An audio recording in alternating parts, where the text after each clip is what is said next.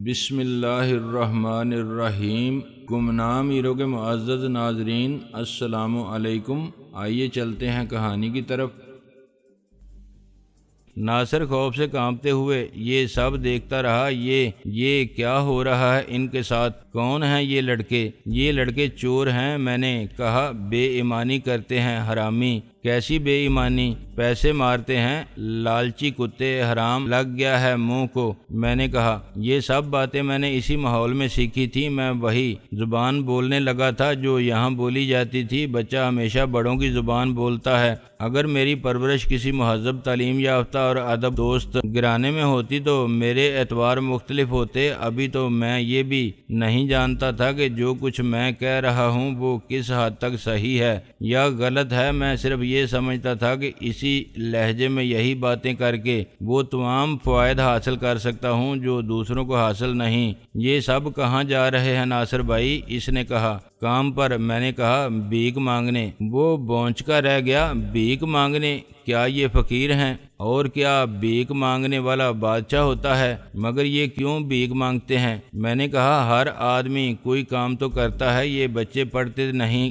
کچھ سیکھتے نہیں، انہیں بھیک مانگنا سکھا دیا گیا ہے۔ کچھ بچے ٹھیکے پر جاتے ہیں، کچھ کرائے پر۔ وہ پریشان ہو گیا۔ یہ آپ کیسی باتیں کر رہے ہیں؟ میں تجھے ٹھیک بتا رہا ہوں۔ کچھ بچے ذہین ہیں، محنتی ہیں اور اچھے ایکٹر ہیں، دن بھر میں اچھی خاصی کمائی کر لیتے ہیں۔ اب یہ لڑکا جو تلاشی دے رہا ہے، اس کا کرایہ ہے 50 روپے روزانہ روز۔ یہ 2 سے زیادہ ہی کماتا ہے۔ 50 وہ فقیر رکھ لیتا ہے جو اس کو کرائے پر لے جاتا ہے، 50 یہاں دیتا ہے، باقی سب اس کے۔ یہ زیادہ کمانے کے لیے زیادہ محنت کرتا ہے، صبح سے شام تک۔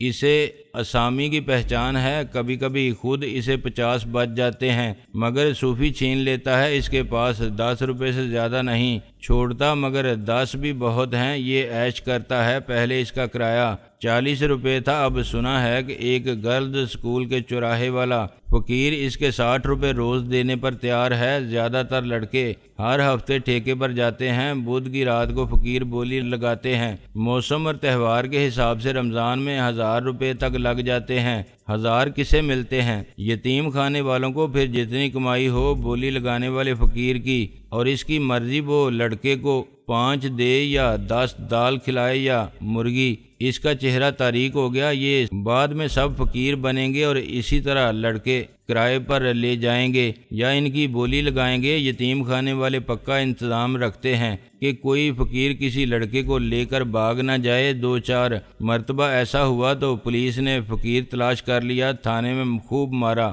یتیم خانے سے تھانے کو بھتہ ملتا ہے۔ بھتہ وہ کیا ہوتا ہے؟ ہر ہفتے لگی بندی رقم ملتی ہے۔ تو بالکل ہی احمق ہے۔ یہ لوگ گاڑی میں کیوں جا رہے ہیں؟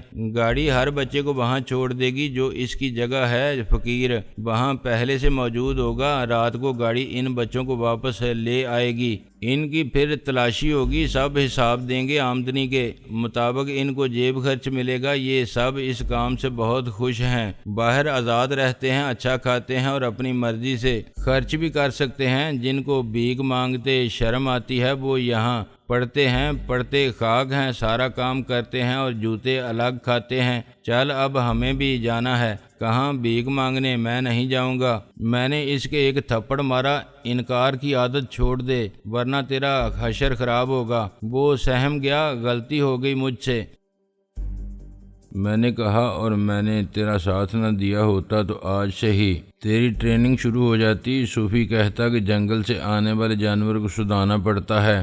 آج تیری ملاقات مولا بخش کی گھر والی سے ہوتی، مگر یہ کچھ بھی نہیں۔ 1 ہفتے تک تیرے ساتھ جانوروں سے بدتر سلوک ہوتا اور تجھ سے جانوروں کی طرح کام لیا جاتا، تب تو خود کو انسان نہیں، اشاروں پر دم ہلانے والا کتا سمجھنے لگتا۔ تیری پیشی ہوتی پہلے مینیجر صاحب کے سامنے اور پھر مالک کے سامنے۔ اس کے بعد فیصلہ ہوتا کہ تجھے کہاں لگایا جا سکتا ہے، اور اگر اس 1 ہفتے میں تو بنگالی وارڈ ہو کر آتا تو پھر تمام عمر سر نہ اٹھاتا۔ میں تیری بھلائی کی بات کرتا ہوں اور تو انکار کرتا ہے۔ میں نے کہا نا، اب نہیں کروں گا، بس آپ مجھے بچا لو ناصر بھائی۔ میں نے اس کے کندھے پر تھپکی دی، بھیک بھی نہیں مانگ سکتا لیکن میں نے مانگی، اب میں چندہ جمع کرتا ہوں۔ یہ بھیک مانگنے کا شریفانہ طریقہ ہے، چندہ جیسے مسجد کا ہوتا ہے، ہاں ویسا ہی، لیکن اس کا یہ مطلب نہیں کہ میں تجھے چندہ مانگنے کا طریقہ سکھانے لے جا رہا ہوں، میں نے کہا۔ یک چشم صوفی نے تھوڑی سی منت سماجت کے بعد میری بات مان لی۔ دیکھ یہ نیا پنچھی ہے، اڑ نہ جائے، ابھی تک اس کے پر بھی نہیں کاٹے گئے۔ مولوی صاحب آپ مجھ پر بھروسہ کرو، یہ کہیں بھی نہیں جائے گا، آپ اس سے قرآن پر ہاتھ رکھوا کے قسم لے لو، میں نے کہا۔ قرآن پر قسم اٹھوانا وہاں ایک ایسا معمول تھا جس کی اہمیت آہستہ آہستہ ختم ہو چکی تھی۔ نئے لڑکے پہلی قسم کھا کے سچ بولتے تھے یا عہد کی پابندی کرتے تھے، مگر بعد میں ان کی عزت نفس کا احساس بھی مر جاتا تھا۔ وہ محسوس کرتے تھے کہ اس ماحول میں جھوٹ بولے بنا چارہ نہیں۔ پرانے پاپی کسی تذبذب کے بغیر دن رات حلف اٹھا کے جھوٹ بولنے کے عادی ہیں، عذر گناہ بدتر از گناہ۔ وہ کہتے ہیں کہ جان بچانے کے لیے حرام بھی حلال قرار دیا گیا ہے، جبر کے تحت اٹھایا گیا حلف قانوناً بھی بے معنی ہوتا ہے۔ ہم دل سے قسم نہیں کھاتے، رفتہ رفتہ نیا آنے والا بھی اس شرمناک فلسفے کو ذہنی طور پر قبول کرنے لگتا تھا اور پھر دن رات قسم کھا کے جھوٹ بولتا تھا۔ چندہ جمع کرنے والے پرانے لڑکے تھے جو تربیت کے سارے مراحل سے گزر چکے تھے، وہ قابل اعتماد بھی سمجھے جاتے تھے اور وفادار بھی۔ 10 لڑکوں کی ایک ٹیم کو یتیم خانے کی پک اپ شہر کے مختلف علاقوں میں چھوڑ دیتی تھی۔ یہ کام بڑے منظم طریقے پر مینیجر اور پرنسپل کی نگرانی میں ہوتا تھا۔ پرنسپل خود ہی مینیجر بھی تھا، وہ اسکول میں پرنسپل تھا اور یتیم خانے میں مینیجر۔ مالک کا سالہ ہونے کے علاوہ اس نے 11 سال پولیس میں نوکری کی تھی، چنانچہ وہ خود کو تھانے دار کہلوا کے بہت فخر محسوس کرتا تھا۔ جب کسی خطرناک مجرم کو اس کے سامنے پیش کیا جاتا تھا یا نئے رنگروٹ کو، تو وہ اپنے مخصوص دہشت زدہ کرنے والے لہجے میں بتاتا تھا، اوئے میں نے ساری عمر پکی تھانے داری کی ہے، آئی بات سمجھ میں، بڑے بڑے چور ڈاکو پکڑے۔ پھر وہ ناقابل بیان الفاظ میں بتاتا تھا کہ اس نے بدماشوں 10 نمبریوں کو کیسے سیدھا کیا اور علاقے کے گنڈے کیسے اس کے نام پر تھر تھر کانپتے تھے، وہ ان کے ساتھ کیا کرتا تھا اور کیسے مشہور یہی تھا کہ 11 سال پہلے اسے نااہلی اور بدعنوانی کے الزام میں برطرف کر دیا گیا تھا اور اس کی تھانے داری بھی کچی تھی، مگر زبردست کو جٹلانے کا حوصلہ کون کہاں سے لاتا۔ پیٹھ پیچھے اسے تھانے دار کہنا تک تو توہین کے زمرے میں آتا تھا اور اس کی رپورٹ آگے پہنچ جاتی تھی تو پھر تھانے دار بتاتا تھا کہ وہ تھانے دار سے بھی بڑی چیز ہے، ابلیس بھی اس کے آگے کان پکڑتا ہے۔ وہ ایک بدصورت اور شفاق شخص تھا۔ اس پورے نظام کو چلانے کے لیے ایسے ہی لوگ درکار تھے جن کے دل نیکی، خدا ترسی، ہمدردی اور شرافت کے جذبات سے عاری ہوں۔ تھانے دار کا انتخاب مالک نے قرابت داری کی بنا پر نہیں کیا تھا، وہ اس کام کے لیے موزوں ترین آدمی تھا اور اس نے اپنے ماتحت بھی بہت دیکھ بھال کے منتخب کیے تھے۔ وہ اس کے احکامات کی بجا آوری میں محاورے کے مطابق شاہ سے زیادہ شاہ کے وفادار ثابت ہوئے تھے۔ عام خیال یہ تھا کہ مالک کا اس دنیا میں تقریباً وہی مقام ہے جو دنیا میں نعوذ باللہ خدا کا وہ سب سے بڑا ہے۔ تمام اعلیٰ صفات اس کی ذات کا حصہ ہیں اور وہ مجسم نیکی ہے، مگر اس کے قہر و غضب کی بھی انتہا نہیں۔ جو اس کے عطاب کا شکار ہوا وہ دنیا و آخرت میں خوار ہوا۔ مالک بہت کم سامنے آتا تھا، مگر اس کے بارے میں خبریں شائع ہوتی رہتی تھیں جن سے پتہ چلتا تھا کہ وہ مشہور سماجی کارکن ہے اور سیاسی رہنما ہے۔ ہر عید اور بقر عید پر چند لڑکے اس کے گھر جاتے تھے، لان میں کھیلتے اور وہیں بیٹھ کے کھانا کھاتے تھے۔ وہ ہمارے سروں پر ہاتھ پھیرتا تھا اور ہمیں تحفے دیتا تھا۔ فوٹو گرافر اس کی تصویریں اتارتے تھے جو اخباروں میں شائع ہوتی تھیں۔ تحائف کے بڑے بڑے خوشنما پیکٹوں میں سے فضول چیزیں برآمد ہوتی تھیں۔ خود مجھے ایک بار تحفہ کھولنے پر وال کلاک ملا تھا اور دوسری بار گلدان۔ میری سمجھ میں نہیں آیا تھا کہ میں ان چیزوں کا کیا کروں۔ صوفی نے دونوں چیزیں مجھ سے لے کر یتیم خانے کے آپس میں سجا دی تھیں۔ وہاں سے وہ پھر مالک کے گھر پہنچ گئی تھیں۔ میں نے گلدان لاؤنج اور کلاک ڈرائنگ روم میں لگا ہوا دیکھا تھا۔ مینیجر نے شہر کے مختلف علاقوں کا مفصل نقشہ بنا کے ہر گلی بازار کو ایک نمبر دے دیا تھا۔ ایک نمبر علاقے میں کتنے بازار ہیں اور بازار میں کتنی دکانیں، کتنی گلیاں ہیں اور ہر گلی میں کتنے گھر۔ ایک ٹیم صبح سے شام تک کتنے حصے کو کور کر سکتی ہے اور وہ کتنی رقم جمع کر سکتی ہے، یہ سب اسے معلوم تھا۔ وہ ہر ہفتے ایک پروگرام بنا کے دیتا تھا کہ کون سی ٹیم ایک نمبر علاقے میں جائے گی اور کون سی ٹیم 2 نمبر میں۔ ہر ٹیم میں 2 لڑکے ہوتے تھے اور تیسرا ان کا نگراں۔ 5 ٹیموں کے پاس شہر کے 30 علاقے تھے، چنانچہ ہر ٹیم اپنے علاقے میں مہینے میں صرف ایک بار جاتی تھی۔ مہینے میں یتیم بچوں کے لیے ایک بار چندہ دینا کسی کو برا نہیں لگتا تھا۔ دوسری ٹیم اسی علاقے میں 15 دن بعد جاتی تھی، مگر ان کے پاس مختلف نام کی رسیدیں ہوتی تھیں اور انہیں کم کامیابی ہوتی تھی، مگر 50% لوگ انہیں بھی خالی ہاتھ نہیں لوٹاتے تھے۔ یہ پرانے بھیک مانگنے والے تربیت یافتہ لوگ ہوتے تھے جو اپنی مظلومیت، اداکاری، جذباتی ڈائلاگ اور ڈٹائی کے بعد کچھ نہ کچھ وصول کر لینے کے ماہر تھے۔ پہلے دن میں ناصر کو اپنے ساتھ لے گیا تو میں نے اسے یتیم خانے کی زندگی کے وہ عملی پہلو دکھائے جو نام کے پردے میں اس طرح نظر نہیں آتے تھے، جیسے سامنے ہونے کے باوجود دن میں تارے دکھائی نہیں دیتے ہیں۔ میں نے اسے دور سے چند بچے دکھائے جو فقیروں کے ساتھ بزنس کر رہے تھے۔ ایک بچہ اپنے ہاتھوں سے ریڑھی دھکیل رہا تھا۔ یہ ریڑھی 3 فٹ لمبی اور اس سے کچھ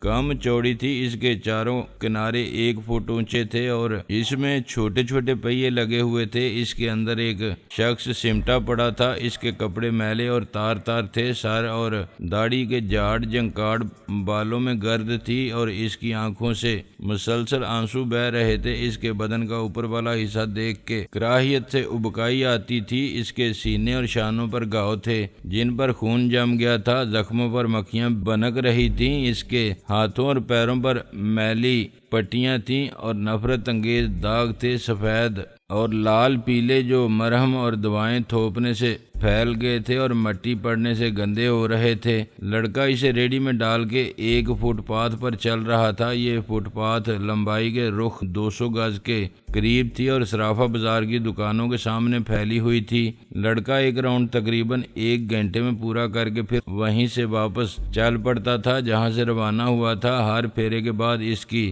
ملاقات عموماً نئے لوگوں سے ہوتی تھی۔ میں نے کہا، تم نے دیکھا ہوگا اس لڑکے کو، صبح اس کا کرایہ 50 روپے روز ہے اور بہت کم ہے۔ کم ہے؟ ہاں، یہ بڑی منافع والی جگہ ہے۔ یہاں لوگ زیورات خریدنے آتے ہیں، عموماً شادی کے لیے۔ ان کے پاس فالتو پیسہ ہوتا ہے اکثر، مگر ضرورت کو مجبوری بنا کے بہت یہاں غریب آدمی آتا ہے اور ہزاروں خرچ کرتا ہے تو وہ بھی خود کو بادشاہ سمجھتا ہے۔ وہ آسانی سے 10، 50 یا 100 کا نوٹ جان و مال کا صدقہ نکال دیتا ہے۔ یہ فقیر میرے اندازے کے مطابق 1000 روپے روز کماتا ہوگا۔ وہ دم بخود رہ گیا۔ 1000 روپے؟ پھر یہ ایسی حالت میں کیوں پڑا ہے؟ میں نے کہا، بے وقوف، 1000 اس کو تو نہیں ملتے نا، ٹھیکیدار 100، 200 دیتا ہوگا۔ کون ٹھیکیدار؟ جس کی یہ جگہ ہے۔ میں نے کہا، فقیروں کا ٹھیکیدار یہاں کوئی اور فقیر نہیں آ سکتا، مگر یہ تو سڑک ہے۔ فقیروں کا ٹھیکیدار پولیس کو ہر ہفتے بھتہ دیتا ہے، رشوت۔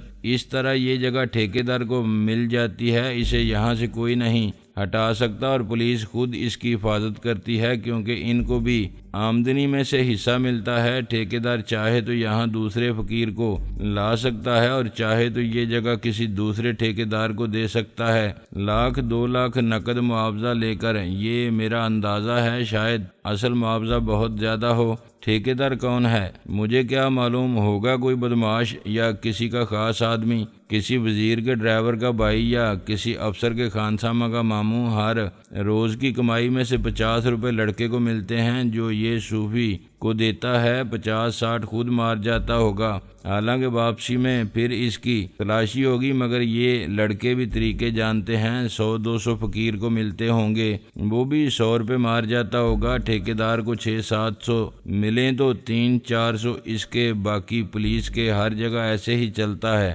مگر یہ فقیر تو بہت بیمار ہے، مرنے والا ہو رہا ہے۔ میں نے ہنس کے کہا یہ سب ڈرامہ ہے، مداری کا کھیل ہے، فقیر کے زخم پر جو خون ہے وہ جیلی ہے، لال رنگ کی، باقی داغ ہلدی چونے کے ہیں، یہ ذرا بھی بیمار نہیں ہے، اس کی داڑھی اور سر کے بال مصنوعی ہیں، اندر سے اس کا سر بالکل صاف ہے، یہ رات کو واپس جا کے نہا دھو کے صاف ہو جائے گا اور صاف کپڑے پہن لے گا تو پہچانا بھی نہیں جائے گا۔ تم کو معلوم ہے یہ کہاں رہتا ہے؟ نہیں، مگر اس کا کوئی گھر ہوگا، بیوی بچے بھی ہوں گے جو کہیں اور کسی طرح بھیک مانگ رہے ہوں گے، سب مل کے کماتے ہیں، ان کے لیے یہ ایک پیشہ ہے۔ تم کبھی ملے ہو ٹھیکیدار سے؟ ہاں، میں نے اسے دیکھا ضرور ہے، وہ صبح ہر فقیر کو خود چھوڑنے بھی آتا ہے اور رات کے وقت خود لے جاتا ہے، دن بھر کا حساب کتاب لیتا ہے، اور کوئی فقیر گڑبڑ کرے تو اس کی جگہ بدل دیتا ہے، جہاں اس کی آمدنی گھٹ جاتی ہے یا پولیس اسے اٹھا کر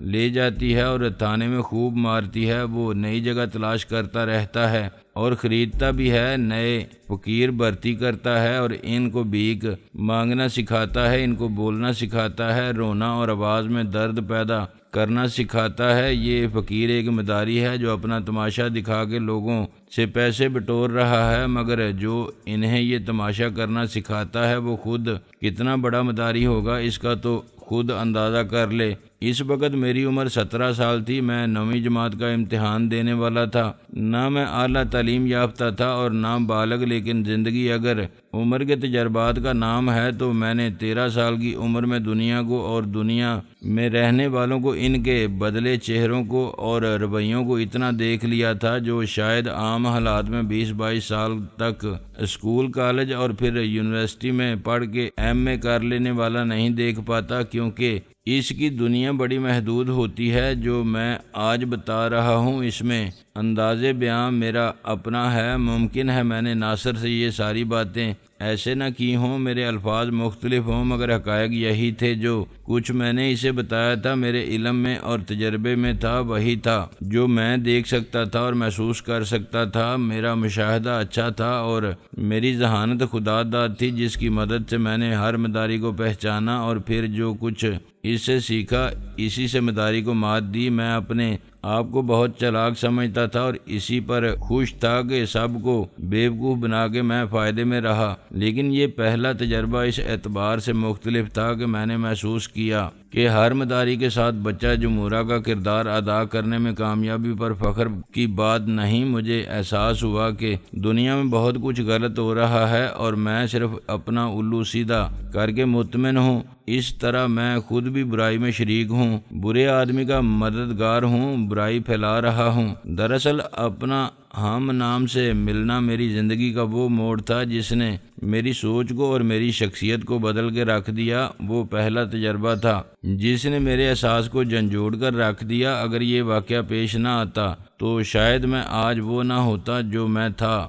بعض اوقات مجھے ایک اور بڑا عجب سا خیال آتا ہے، آخر اس لڑکے کا نام ناصر عظیم ہی کیوں تھا؟ بلا شبہ اس نام کے لوگ بہت ہوں گے، مگر غور طلب بات یہ ہے کہ یتیم خانے میں پرورش پانے والے ایک ناصر عظیم کے پاس دوسرا ناصر عظیم کیسے پہنچا اور کیوں پہنچا؟ کیا اس کے پیچھے بھی دستے غیب کا کوئی انتظام تھا جس نے میرے ہی ہم نام سے مجھے پھر ملوایا اور صرف ایک تجربے سے آشنا کرانے کے لیے جس کی شدت میرے وجود میں انقلاب برپا کر دیا؟ یہ ایسا ہی ہے جیسے کوئی اپنا چہرہ نہ دیکھتا ہو تو قدرت اس کے مقابل آئینہ لے آئے کہ لو دیکھو تم کون ہو اور کیا ہو، اور پھر آدمی کو پتہ چلے کہ اس کی شخصیت کتنی قابل نفرت، مکروہ اور گھناؤنی ہے۔ ظاہر ہے اس احساس کے بعد ہی انسان خود کو بدل سکتا ہے۔ خدا نے مجھے ایک شاخ دینے کے لیے ناصر عظیم کو بھیجا کہ ناصر عظیم دیکھو، ایک تم ہو اور ایک یہ ہے، سمجھو تو اس میں تمہارے لیے درس عبرت ہے، اور کرنا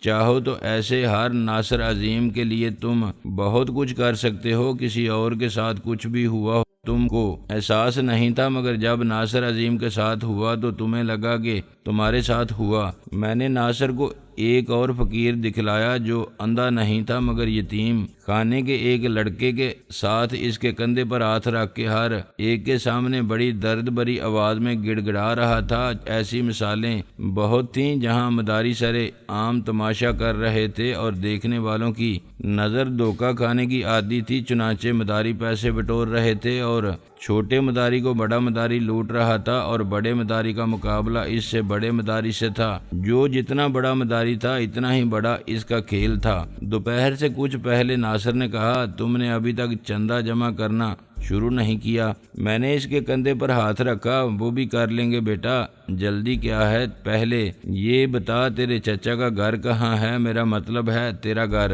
اس نے کہا، وہ تو بہت دور ہے، تجھے پتہ معلوم ہے اگر ہم وہاں جائیں؟ نہیں، چچا مارے گا مجھے، میں نہیں جاؤں گا، وہ بولا۔ پھر انکار، تو مار کھائے گا مجھ سے، ایسی کی تیسی تیرے چچا کی، جو میرے سامنے تجھے کچھ کہے۔ اس کے علاوہ صرف وہ گھر دیکھنا چاہتا ہوں، تیرے چچا یا چچی کو پتہ نہیں چلے گا۔ میں نے کہا، نام کیا ہے اس کا؟ محمد وسیم شیخ، وہ بولا۔ مگر ہم پیدل اتنی دور کیسے جائیں گے؟ ہم رکشا یا تانگے میں چلیں جائیں گے۔ میں نے کہا، پیسے ہیں تمہارے پاس؟ میں نے کہا، پیسے بہت بیٹا، یہ جو بینک ہے نا، یہ میرا ہے، تجھے یقین نہیں آتا تو میرے ساتھ آ کے دیکھ لے۔